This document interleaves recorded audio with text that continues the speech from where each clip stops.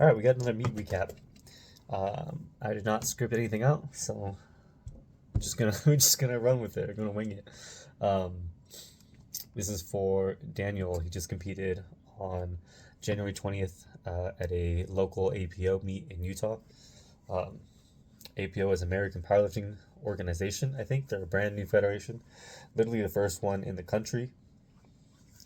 Don't get me started about new federations and powerlifting. It's a whole rant for a separate topic, but it's a local meet at our home gym, so it's convenient. We know the people that run it, and it is a great meet just to have fun with your local community. So, yeah, Daniel's not trying to be super competitive, compete at a high level. He's pretty strong, but he just wants to have fun with his friends, basically.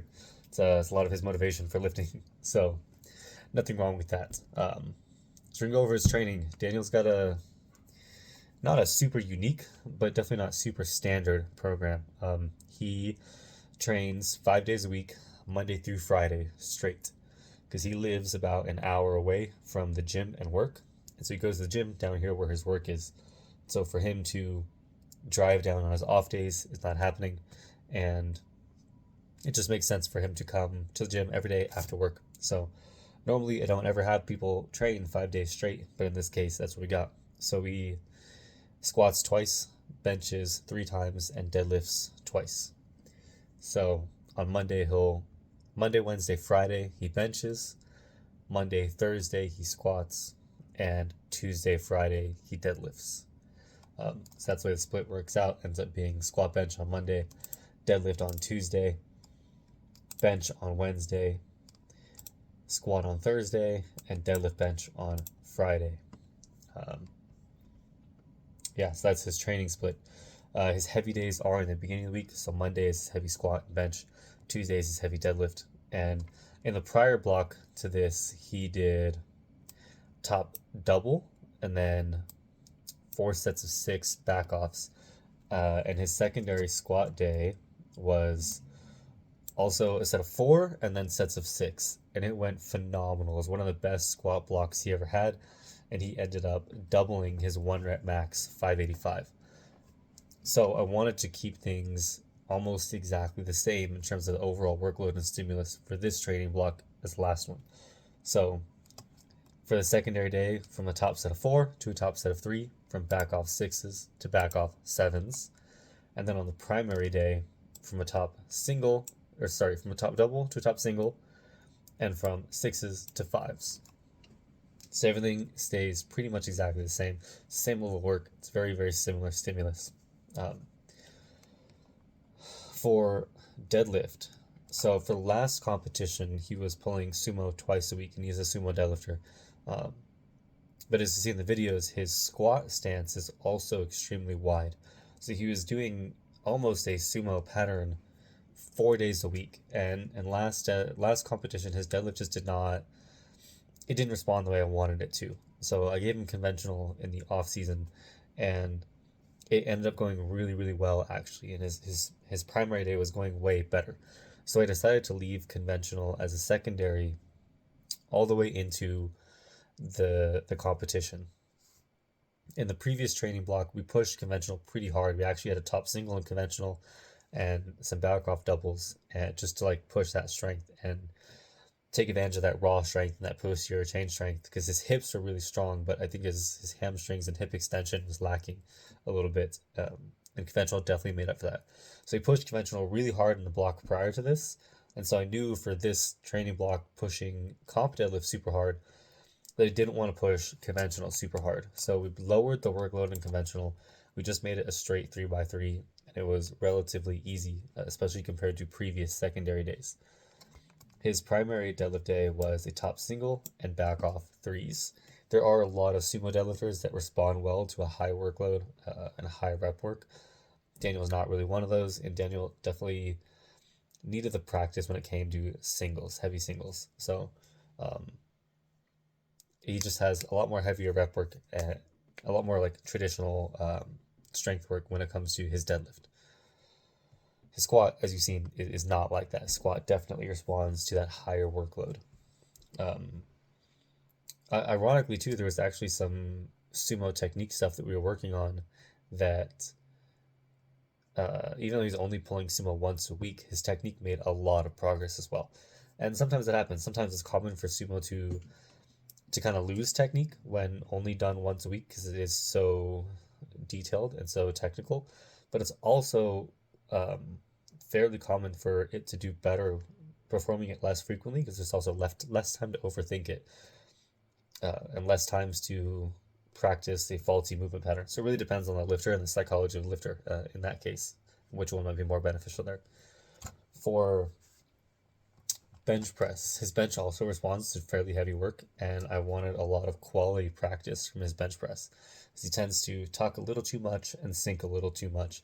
And so I didn't want to do a lot of really hard, higher, moderate rep work to where he's like really tired every single set. I wanted higher quality work, so we opted for lower reps per set. So on the main day, he has a top single and then 5 doubles, but the 5 doubles are relatively easy. The tertiary day in the middle is a 3 count pause day, also a single and doubles, once again for more practice with one competition pause, even though this federation does not have a super strict pause, but also just touching in the right place, not sinking too much, and maintaining tightness on the chest. And then the last day was a very, very easy rep work day. So even though this is a pretty high volume, 6 sets of 5, it's a seems like a low percentage, but he's able to bang out reps on bench very, very well. So this is a day that he just flew through and just got some good practice in, but it wasn't super, super taxing. It's just a lot of work. So that's his basic split. That's the way things are all spread out. Accessories are nothing special. They're all fairly standard. You can kind of pause at certain points here if you want to take a look at what his accessories were. And I'll be honest, I know he did not do all of his accessories during this last training block because when your heavy sessions start taking a long time, hours and hours, especially after coming from a manual labor job, at some point you're just tired and it's probably better to head on home and recover than it is to do some rows and tricep pushdowns or some shit. So yeah, going back into the off season, I know he's gonna get back up on the accessories once the main lifts don't take as long and they're not as taxing anymore. So yeah, that's his split. That's the way everything's laid out, and the only thing that changed as the weeks go on is the weight on the bar. So Daniel likes just having a number on there. He likes more percentage based stuff. He's not too big on RP. We've talked about it a lot, and we've gone back and forth on it. And when it comes to meet prep specifically, he just does a lot better with prescribed numbers. So everything is written down in here, and it's anywhere from a like 2 to 4% increase from week to week. And this ended up being a 5 week training block with the competition in week 6. So this was a very slow build, and we had a very low starting point, and just crept up bit by bit, built a lot of momentum, and went really, really well. So in the final week, week 5, he ended up tying his best squat, which is 585. He actually ended up failing his heaviest bench press. So it says 162.5. He actually only did 160, ended up failing it. So that was not really too much of a cause for concern because it was after a very long day at work and after a very heavy squat, and I knew he was just physically exhausted. So I wasn't too worried about that one. But that was something to note, something I kept in mind when, planning attempt selection and things like that, and potentially thinking about future bench peaks, like, what could we have done better here? His deadlift went extremely well as well. He smoked this last heavy deadlift, and everything went great. And then his secondary bench days all went fantastic, and his secondary squat day was great, and his secondary deadlift day was not so great, but by the end of this point, he's just tired. This is exactly when I expect fatigue to be the highest, and it was. And so I think he's only able to do like 1 triple, and he lowered the weight quite a lot for the next triples on this day, which is, again, not a big deal because conventional is more just maintenance work for this training block. So now going to week 6, going into meet week, this is where this is slightly unconventional, and this is based off of what happened during his last prep. So his last prep, like I said, he usually trains 5 days a week after a hard labor job. And this competition was on a Sunday. Um, so he does have the weekends off, so he always comes in Monday and performs after 2 days off. But the prior 5 days are all really, really hard. And for the last competition, he trained Monday, Tuesday, Wednesday, and then he took 3 days off and of training and 3 days off of work. And so you would think that he would be nice and fresh and ready to go, but it seemed like he just detrained really fast. His fitness was not at where it was a week prior. And so even though he came in super fresh, he also came in like everything felt heavy and he just didn't feel primed and ready to go, and it showed in the performance. So even though at that last competition he was projected to squat 585, 595, somewhere in that range, he ended up missing 573, even though he had smoked that in training.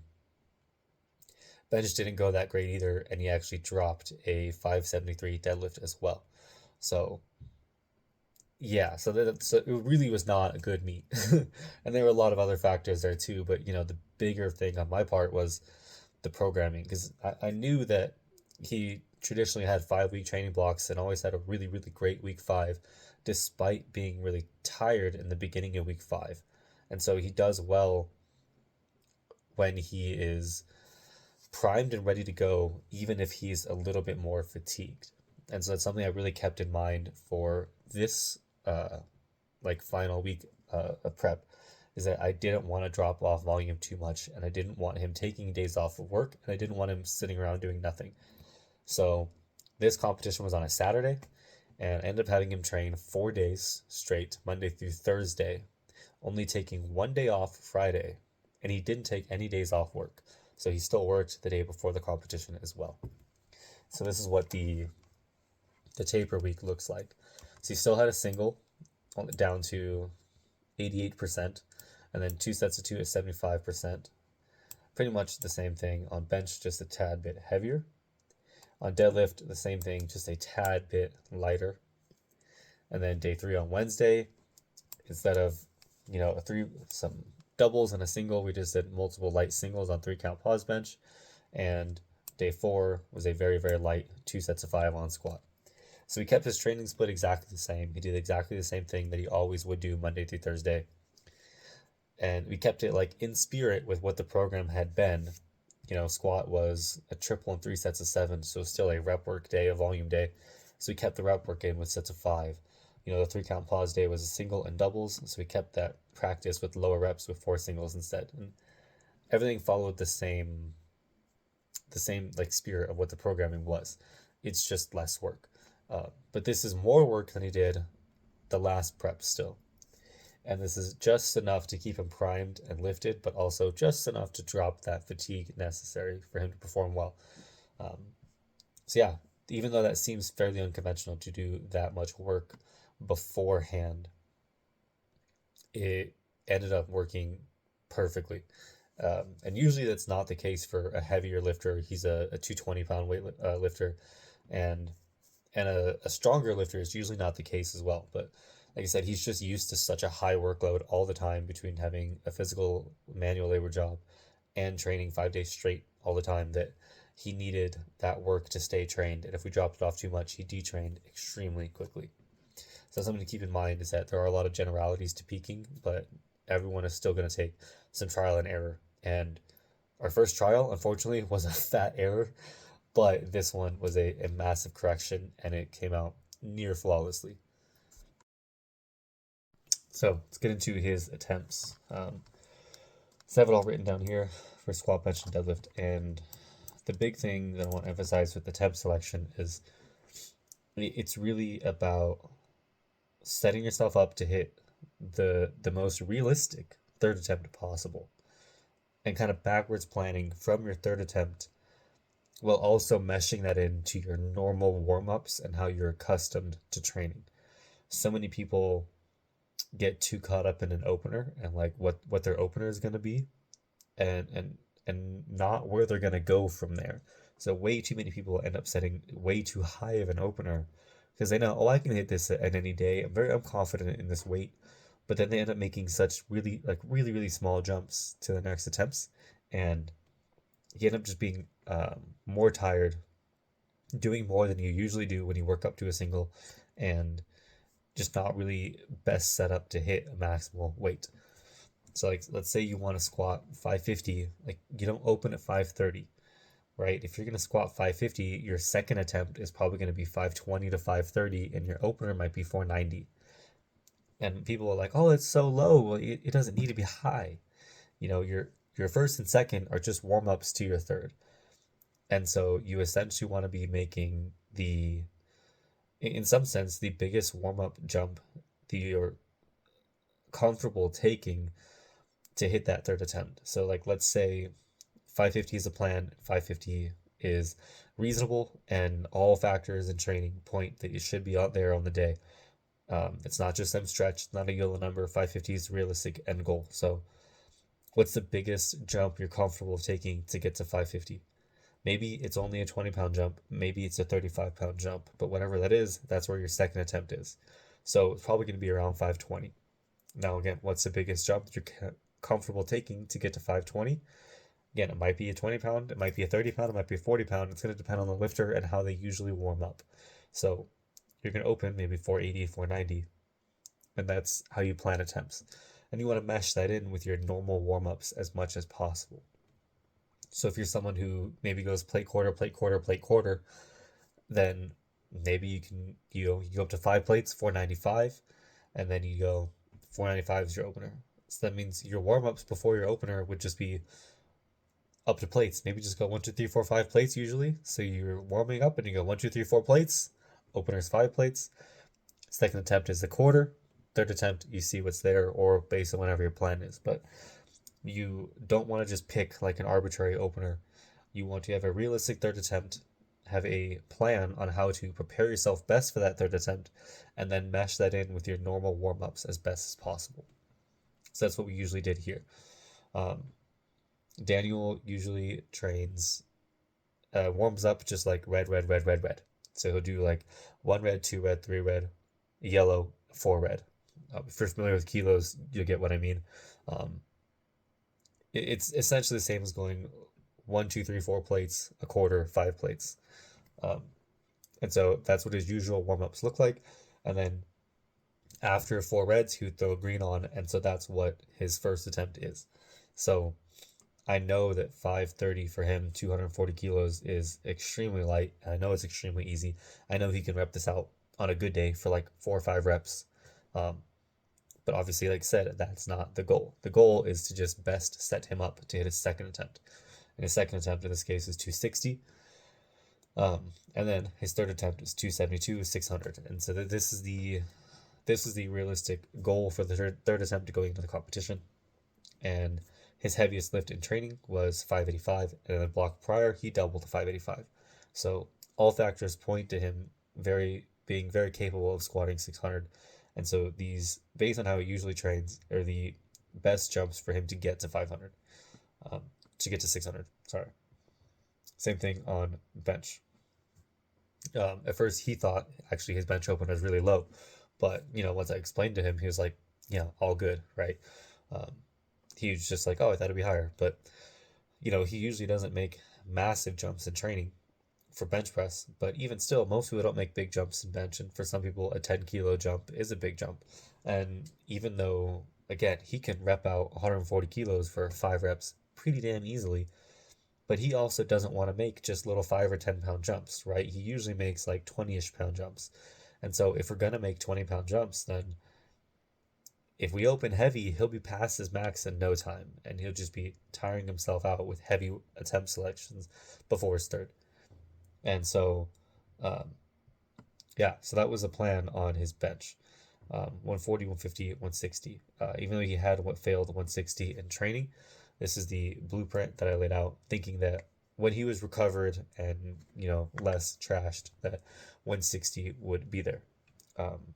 Bit of a spoiler alert, I didn't actually go for 160. Based on the day, I had him take 157.5 instead, and he still smoked it. So it was actually, bench showed up a lot better than it did in training, which is good for me, my feedback. So that bench did come through. And I think he did actually have 160 on the day. And then deadlifts, similar, very, very, very similar to squat. We had a very similar game plan, and it came down to basically just like 5 kilos heavier.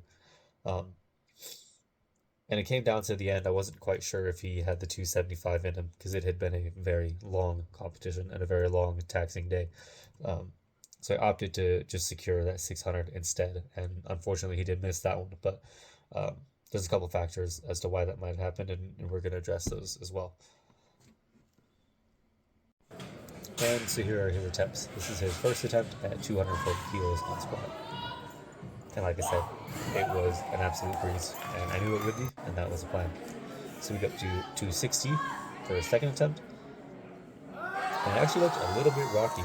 I was not concerned, but I was like, oh, it's a little bit rocky, but Daniel's a full send all the time, so we full sent it to 272 to 600, and it was a lot better than his second attempt. So just an execution thing. He cleaned it up and he fixed it, and it was a lot better. And you can see he was pretty psyched about this one. Squat's definitely his favorite lift, and that's where most of his energy goes. Unfortunately, I did not get any videos of bench press because I was the one getting a lift off, so I was unable to record. And I don't know if anyone else got a video, but his opener, smoked it. Second attempt also was actually really, really good. I was pretty happy with that. That's just about the heaviest he pulled in training. That was 585, and now this is 600. And the grip just gave out, unfortunately. But like I said, that happens. Yeah, it happens, and there's not much we could have done at that point. His grip had not been an issue all the whole training block for the last like months. It hasn't been an issue. He hasn't been using straps at all, so I don't really know. I'm not too confident in saying that it is a grip issue. I think it was just a culmination of a really, really, really long day. It was like an 8-hour meet day, so I think he was just tired by the end of it. Emotionally, physically, all of it. A lot of people were pretty drained. Just the downfall of long meets like that. So I might program in some long holds on his deadlift days going after this competition just for insurance, but I don't think it really was a grip issue. And yeah, speaking of where we're going from here, um, he says he just doesn't really want to compete for about a year, just kind of give his body a break. He's been competing fairly often for the last couple of years, and so he just wants to chill out for a little bit. So this would be fun on my part because now I can experiment. I can just give him a bunch of weird shit and kind of see what happens. So yeah, overall, this was a really, really great day. He only missed that last deadlift and um, learned a lot, but also like just fixed a lot of issues that we had in the last prep, and this one came together damn near perfect.